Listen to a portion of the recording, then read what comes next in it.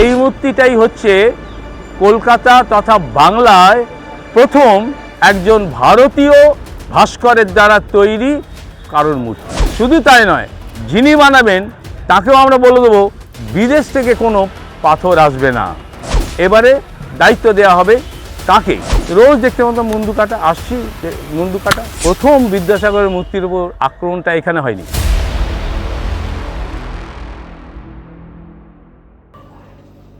নমস্কার বন্ধুরা, আজকে অনেকদিন পর আবার শুদ্ধটা আছে।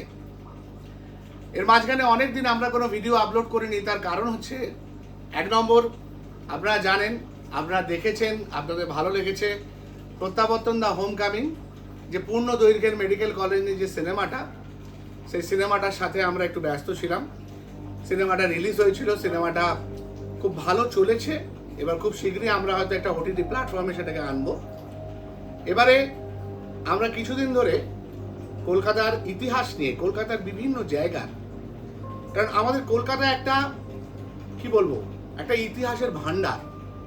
প্রায় 400 বছরেরও বেশি সময় ধরে কলকাতার বিভিন্ন অঞ্চলের যে ইতিহাস, সেই ইতিহাস আমাদেরকে শুধু রোমাঞ্চিত করেনি, এর মতো রোমহর্ষক গল্প আপনারা খুব কম পাবেন। আর সেই গল্প আপনাদের কাছে এবার নিয়ে আসার একটা দায়িত্ব নেওয়ার চেষ্টা করেছি মাত্র। তবে গল্প কিন্তু আমি বলবো না, গল্প বলবেন আমাদের যে ঐতিহাসিক ডাক্তারবাবু, ডাক্তার শঙ্কর কুমার নাথ। এই যার বই মেডিকেল কলেজের গোড়ার কথা এবং পণ্ডিত মধুসূদন গুপ্ত, এরকম একাধিক বই উনি লিখেছেন।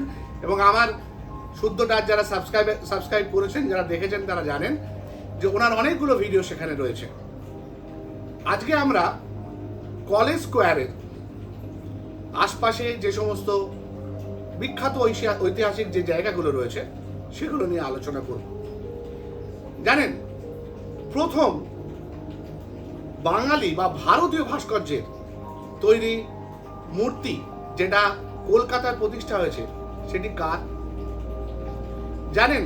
নীলমণির ন্যায়ালঙ্কার কে ছিলেন জানেন? বিদ্যাসাগরের মৃত্যুর পর তার যে প্রথম মূর্তি তৈরি হয়, সেটি কে উদ্বোধন করেন জানেন? সেই মূর্তি তৈরি করতে গিয়ে যে পাথরটি আনা হচ্ছিল, সেটির কি ঘটেছিল? এক অদ্ভুত অদ্ভুত রোমাঞ্চকর ইতিহাসের কথা।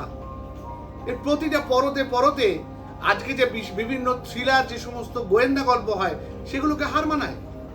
বাংলার ইতিহাস এবং বাংলার এই সমস্ত স্থাপত্য ভাস্কর্যের পিছনে থাকা ইতিহাস। চলুন আর দেরি করব না, আমরা শুরু করি আজকে কলেজ স্কোয়ারের একটি মূর্তির ইতিহাস নিয়ে। সঙ্গে আছেন আমাদের মেডিকেল কলেজের স্বনামধন্য ডাক্তার এবং যার বহুমুখী প্রতিভা, মেডিকেল ঐতিহাসিক ডাক্তার শঙ্কর কুমার নাথ। চলুন তার কাছ থেকে শুনে নিই কলেজ স্কোয়ারের বিদ্যাসাগর মূর্তির ইতিহাস। সকলকে ধন্যবাদ। পুরনো কলকাতার গল্প প্রত্যেক সদস্যকে আমি ধন্যবাদ জানাচ্ছি, কৃতজ্ঞতা জানাচ্ছি, শুভেচ্ছা জানাচ্ছি। প্রথমে আমরা যেখানে দাঁড়িয়ে আছি কলেজ স্কোয়ারের ভেতরে, সেই জায়গাটা আপনাদের পেছনেই দেখা যাচ্ছে ঈশ্বরচন্দ্র বিদ্যাসাগরের মূর্তি একখানা, পাথরের মূর্তি দেখতে পাচ্ছেন। হাতে, ডান হাতে একটা বই আছে এবং বাঁ হাতটা দুটো পায়ের কোলেতে 2 হাত রয়েছে। এই মূর্তিটার প্রথমে একটুখানি ইতিহাস জেনে নেওয়া যাক 2-4 মিনিট। এই মূর্তিটা প্রথমেই বলি, এই মূর্তিটাই হচ্ছে কলকাতা তথা বাংলায় প্রথম একজন ভারতীয় ভাস্করের দ্বারা তৈরি কারুর মূর্তি। এই মূর্তি বসার আগে যত মূর্তি কলকাতায় বসেছে সমস্ত সাহেবরা বানিয়েছে, লন্ডনে হোক, এখানে ওখানে হোক, ওখান থেকে এখানে কলকাতায় এসেছে, তারপর বসেছে। এই মূর্তির ইতিহাস হচ্ছে যে বিদ্যাসাগর ভাস্করের নাম বলে দিচ্ছি আমি। এই 1891 সালে বিদ্যাসাগর মশাই মারা গেলেন, 29শে জুলাই মারা গেলেন। 1 মাস পরে আগস্টেই একটা মিটিং বসলো। আর কে ছিল না সেই মিটিংয়ে? বঙ্কিমচন্দ্র থেকে শুরু করে সবাই, সুরেন্দ্রনাথ বন্দ্যোপাধ্যায়, সবাই। সেই মিটিংটা টাউন হলে হয়েছিল। সেই মিটিংয়ে ঠিক হলো যে, শোকসভায় আর কি, ঠিক হলো যে ঈশ্বরচন্দ্র বিদ্যাসাগর মশাইয়ের একটা মূর্তি তৈরি করা হবে এবং সঙ্গে একটা অয়েল পেন্টিং। এবারে দায়িত্ব দেওয়া হবে কাকে? মূর্তি তৈরির দায়িত্ব এবং ছবি, একটা অয়েল পেন্টিং তৈরি করার দায়িত্ব কাকে দেওয়া হবে? ঠিক হলো বিদ্যাসাগর মশাই যেরকম স্বদেশপ্রেমী, দেশের মানুষকে যেভাবে ভালোবাসতেন, শিক্ষার্থীরা সবাই জানেন সংস্কার, আমি সেগুলো বলছি না। সেখানে কোনো বিদেশি ভাস্করকে দিয়ে বানাবো না আমরা, ওই জন্য বানানো হয়নি। শুধু তাই নয়, যিনি বানাবেন তাকেও আমরা বলে দেবো বিদেশ থেকে কোনো পাথর আসবে না, আমাদের ভারত থেকেই পাথর নেব। এতটাই স্বাদেশিকতা ছিল দেশের মানুষের সঙ্গে। এনার তো ছিল, এনার থেকে অনুপ্রাণিত হয়েই দেশের মানুষ এটা করলেন আর কি। তো সে ঠিক হলো, খোঁজ ছোটাছুটি শুরু হয়ে গেল, কোথায় যাব, দেশের ভাস্কর কোথায় আছে। খুঁজতে খুঁজতে দেখা গেল বেনারসে, এত দূর চলে গেছে। বেনারসের লোকজন গিয়ে খুঁজে বের করেছে ভালো একজন নামী একজন ভাস্করকে, তার নাম হচ্ছে দুর্গা মিস্ত্রি। তাকে ঠিক করালো, তাকে কিছু ছবি দেওয়া হলো বিদ্যাসাগর মশাই। যা আপনারা জানেন বিদ্যাসাগর মশাইয়ের অয়েল পেন্টিং, জীবিতকালে বিদ্যাসাগর মশাইয়ের অয়েল পেন্টিং 3খানা হয়েছে, আর বিদ্যাসাগর মশাই কি বলে ক্যামেরায় ছবি 4খানা হয়েছে।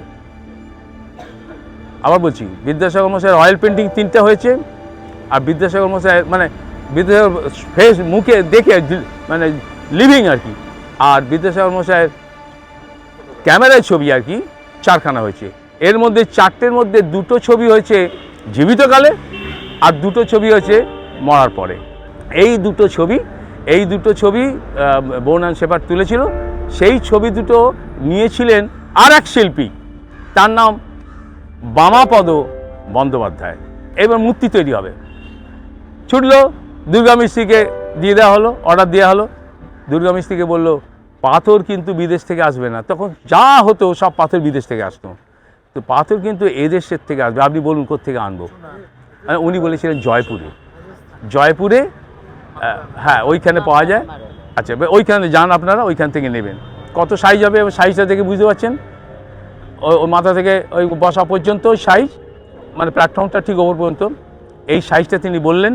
বলবার পর আর একটা জিনিস কন্ডিশন দিলেন, তিনি বললেন দেখুন এইরকম গোটা একখানা কিউব আমার দরকার পাথরের, একদম গোটা কিউব, কোনো জোড়া টোড়া আমি দিতে পারবো না, জোড়া দেবো না, গোটাটা দেবেন, আমি খোদাই করে বানাবো। ও ঠিক আছে তাই হবে। কোথায় পাবো? ওই জয়পুরে। লোকজন চলে গেল, গিয়ে জয়পুরে গোটা একখানা কেটে তোলা হলো, এই সাইজের চেয়ে একটু বড় সাইজ তোলা হলো। কিছু দূর আসার পরে মানে 50-60 কিলোমিটার আসার পরে পড়ে যায়, পড়ে 2 টুকরো হয়ে গেল। এবার ওরা সবাই আবার বেনারসে গিয়ে বলল যে এই 2 টুকরো হয়ে গেছে, যদি হবে, বলে হবে না, আমি বলে দিচ্ছি, ও গোটা নিয়ে আবার যান। আবার যাওয়া হলো। এই জন্য এই মূর্তিটা তৈরি করতে দেরি হয়ে গেল।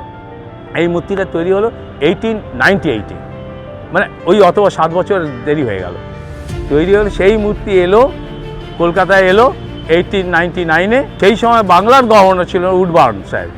আপনারা জানেন উডবার্নের নামে এই ওয়ার্ড আছে, বিল্ডিং আছে। তো উডবার্ন তখন জন উডবার্ন আর কি, তো উনি উদ্বোধন করবেন।